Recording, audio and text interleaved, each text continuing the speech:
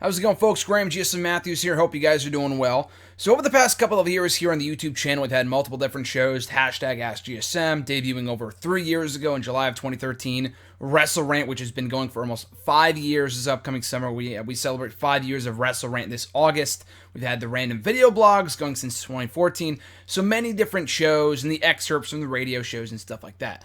So I figured as we progress towards the summer, of course, as I've talked about before, Wrestle Rant Radio is moving to Thursdays, July 21st, in correlation with SmackDown moving to Tuesdays. They want to talk about everything, so the excerpts of that show will be up probably on Fridays, if not late Thursdays, probably Fridays. The random video blogs will not get bumped, but probably moved up to Wednesdays or Thursdays or even Saturdays. Wrestle Rant will stay at 2 days a week. I do want to stay that. I want to keep that consistent because I feel like if I do only 1 day a week, those reviews will be going on forever. So, and I don't only want to do 4 a month. So I like doing 2 Wrestle Rant videos a week. That in addition to the fact I've already recorded over 20 different episodes of Wrestle Rant to air through the rest of the summer, and many more to come. I've just had so much time on my hands since coming home. I've been able to watch and review all these WWE Network pay-per-views, and if I only did 1 a week, it would go until freaking, 2017. So with all that being said, the point I'm trying to make here is that I want to continue to add more content to the channel. So I was thinking earlier today, and I tweeted this out, and this is being recorded. I have no idea when this is going up, but I recorded this, and I was thinking about this earlier today, of July, or rather June 25th, 2016. I really want to rewatch Breaking Ground from the WWE Network, and I think it'd be cool if I watched the show and did reviews of it, like written reviews on Next Air Wrestling or here on the channel. And I've had recommendations to do some of this, type of stuff before, whether it be here on the channel or in written form for Next Air Wrestling. I was thinking about doing a written review, a recap of sorts of Breaking Ground and shows that I watch on the network, but I feel like I really can't get my point across, and I can. But I feel like it's a lot easier to just talk about my thoughts on each show and, my overall reaction to each show and episode of stuff I watch on the network. So thus, I bring you the premiere episode of WWE's Network and Chill. Basically, Network and Chill, obviously a spoof of Netflix and Chill, will run down my immediate reaction, not immediate reaction, but rather reviews of episodes and content that I watch on the WWE Network. It could be Swerved, it could be a Stone Cold podcast, it could be a WWE 24 special. Basically, anything you guys recommend or anything I'm in the mood for, I will watch and review here for the channel.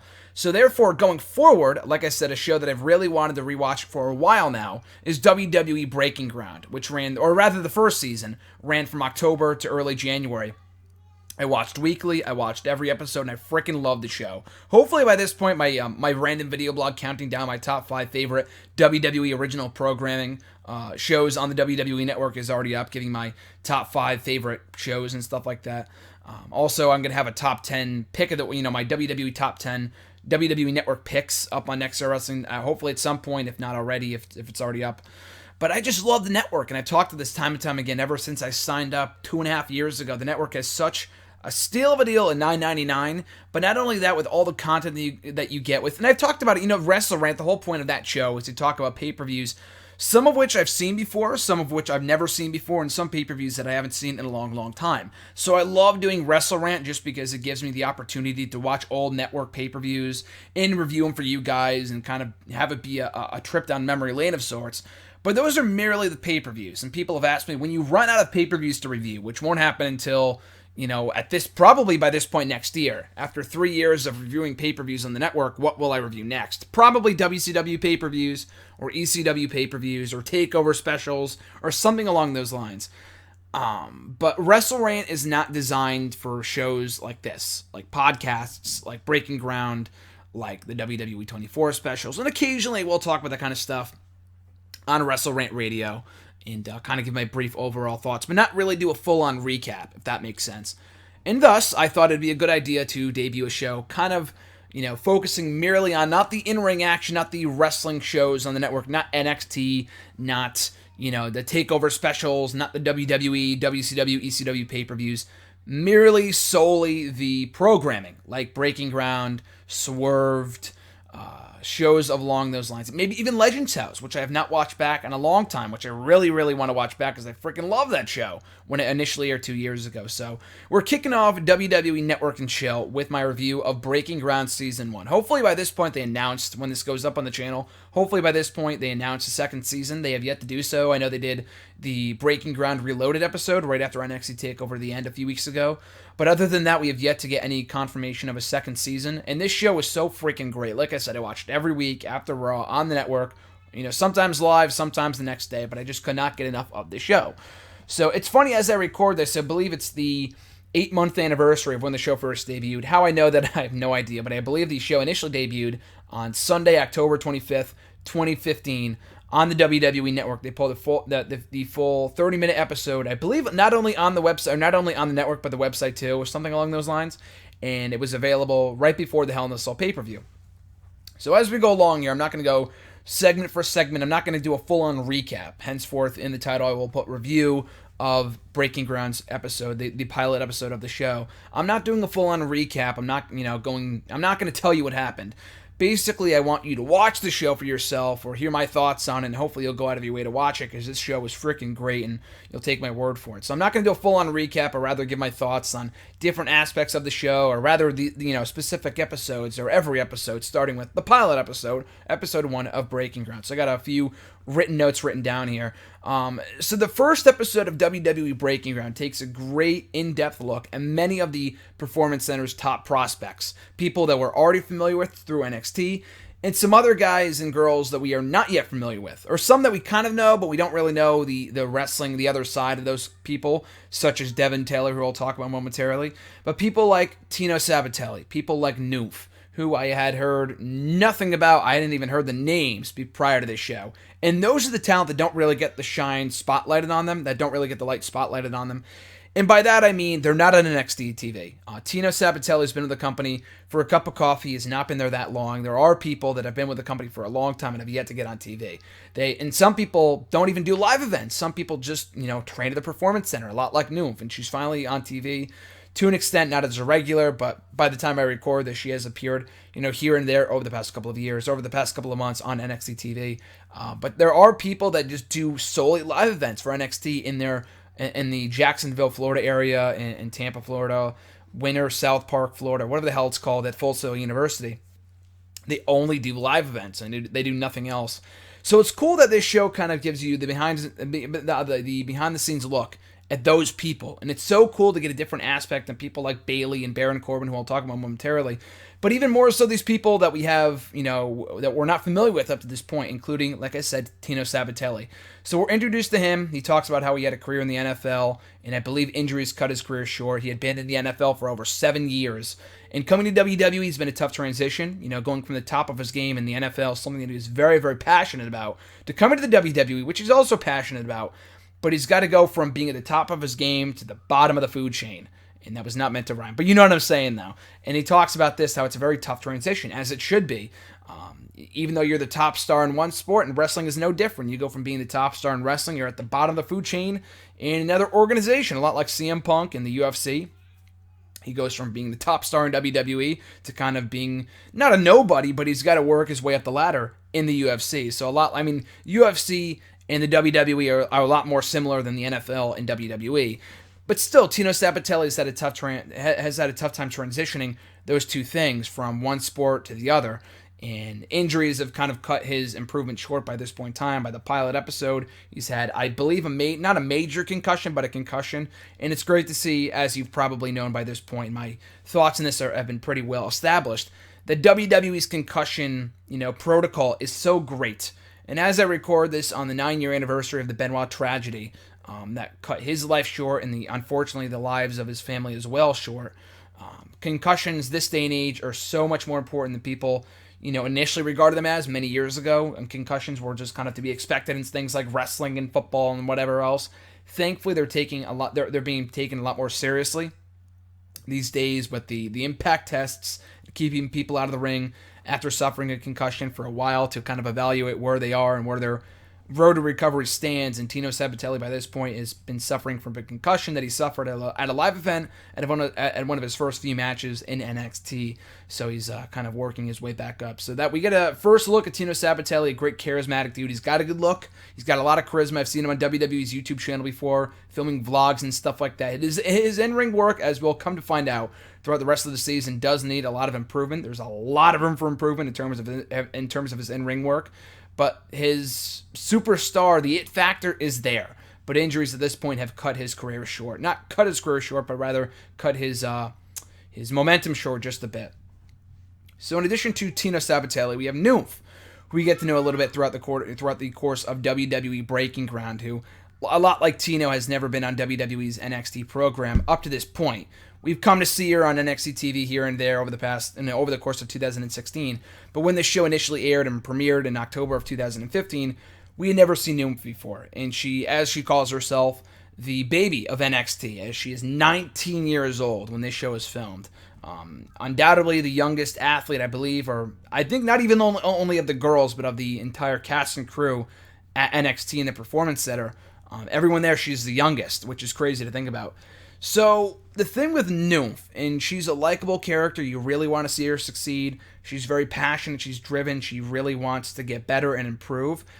But the thing about this, and I've talked about this before, I've illustrated my thoughts on this before, maybe on Twitter, to other people, whatever, and that it just boggles my mind that she's not that great in the ring yet. She showed a lot of improvement. I believe she had a match against Carmella or Eva Marie over WrestleMania Access Weekend this past year. By this point, though, as we later come to know in the rest of the season, she's not yet that great in the ring. Yet she believes she is entitled to a spot on the WWE, or rather the NXT live event card. Which to me, by this point, makes zero sense. She had just signed to the company, she's just starting out. Why is she disappointed when she gets bumped from the card? It should be expected that she is not a part of the card just yet.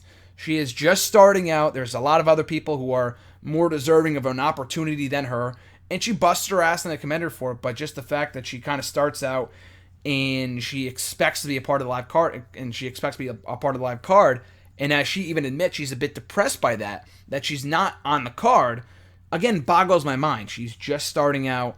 She shouldn't have these expectations that she's going to be successful or being prominently featured from the get-go. So that was a bit surprising. Like I said, wasn't a huge fan of Noof from the get-go, from this episode anyway, based off that one interaction.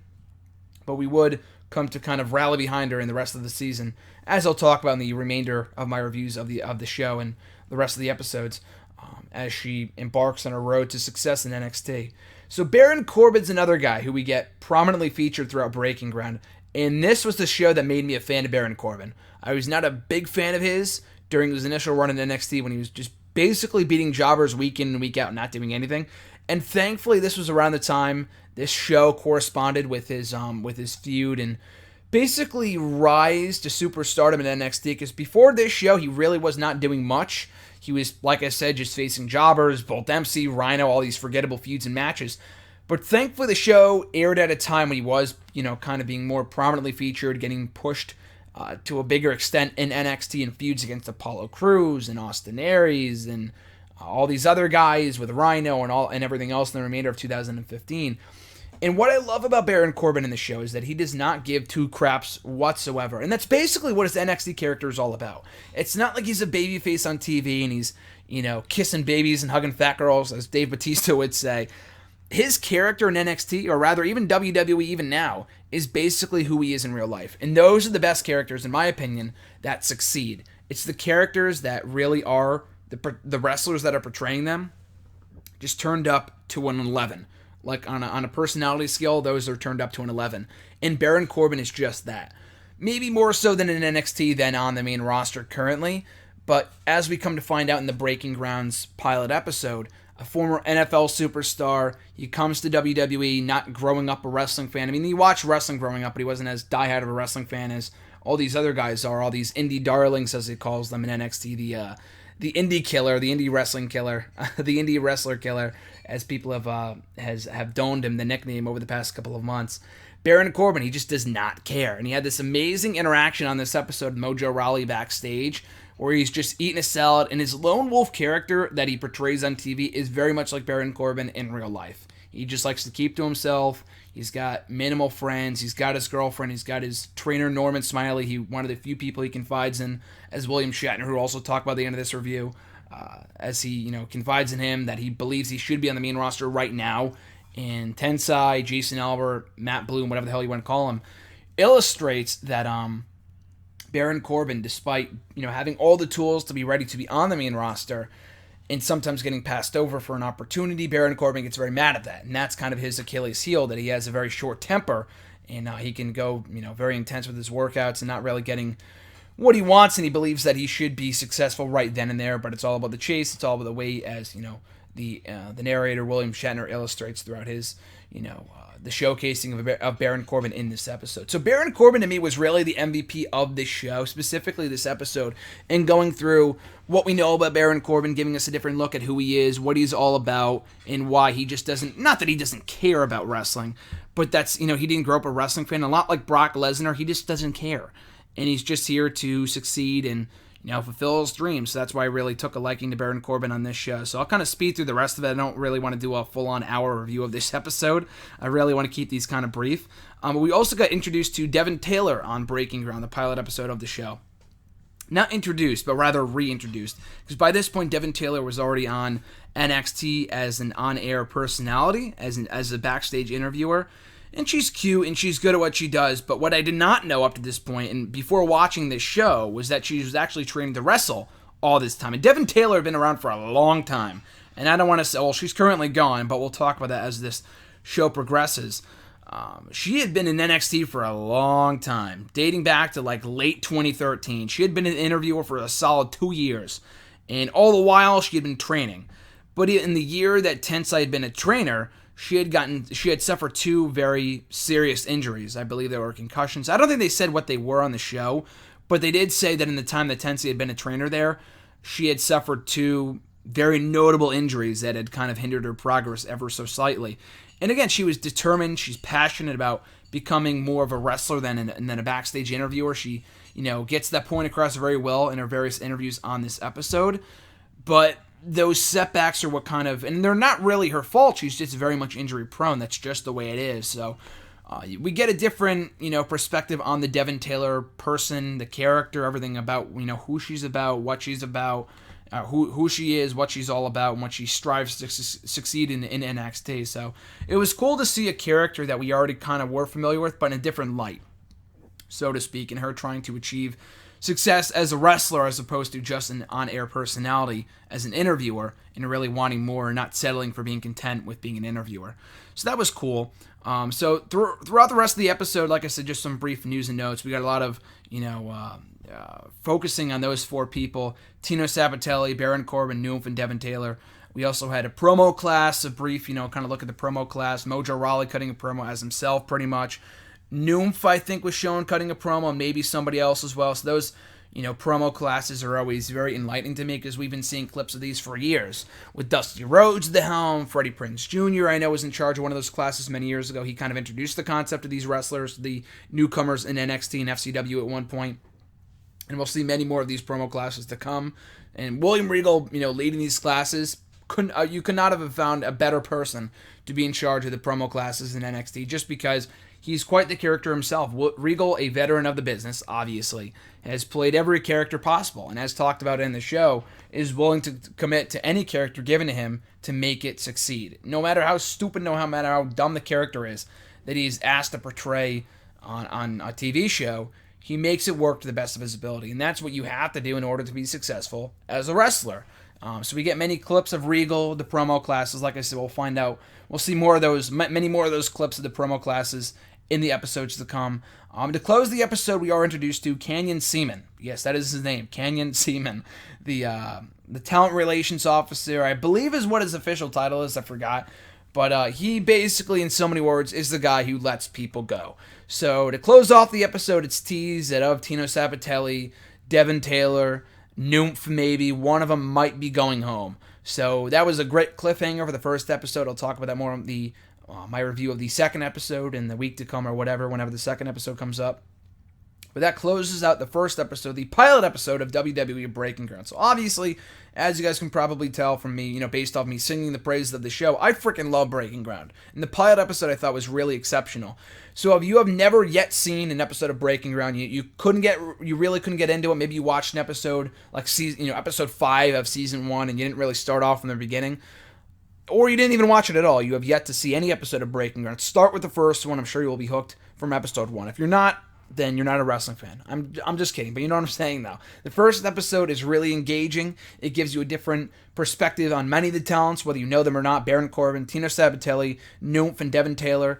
And a lot of the, like I said earlier, the behind-the-scenes look at NXT and how wrestling works and how talents are hired and their progress, and especially the trainers, Jason Albert, Sarah Del Rey, who is great, and all those other, William Regal as well. And we'll kind of get a different look at those trainers as well, not only the talent, but those, people that make it happen in NXT, the Regals, the Tensais, the Sarah Del Reys, throughout the remainder of the season. Norman Smiley as well. So overall, I love the concept, obviously. I thought the concept of the show was great. William Shatner as the narrator is awesome, too. He is the perfect narrator for this show, and I'm very glad they got him on board. He did not narrate the Breaking Ground Reloaded show, the episode that aired right after NXT TakeOver the end that I alluded to earlier. He was not the narrator for that episode for whatever reason. Maybe they couldn't get him aboard. They did it last minute. I'm not sure. Which was kind of disappointing because he is so perfect in this role as the narrator for Breaking Ground. So big props to him. Big 2 thumbs up to William Shatner for his work on the show. Overall episode came off very, very well. Awesome first episode. Check it out only on the WWE Network. And that is also the first episode of WWE Network and Chill right here on the YouTube channel. So thanks for checking it out, the premiere episode of Network and Chill. I'll be back in my next video to talk about the second episode of WWE Breaking Ground. And like I said, guys, once I'm done with Breaking Ground and reviewing that show, let me know what you guys want to see me review and watch and review here on WWE Network and Chill, whether it be a full or a one episode of Swerve, the whole season, Table for 3 I'll talk about basically any original programming on the network, from Culture Shock to Unfiltered to freaking Swerved, like I said, Legends House, any of those shows I will watch. WrestleMania Rewind, if you want me to talk about that, I will talk about that. So let me know in the comments section down below, on Twitter at WrestleRant, on Facebook as well, facebook.com/Graham.Jason.Matthews. All feedback is greatly appreciated. So be sure to like, comment, share, and subscribe.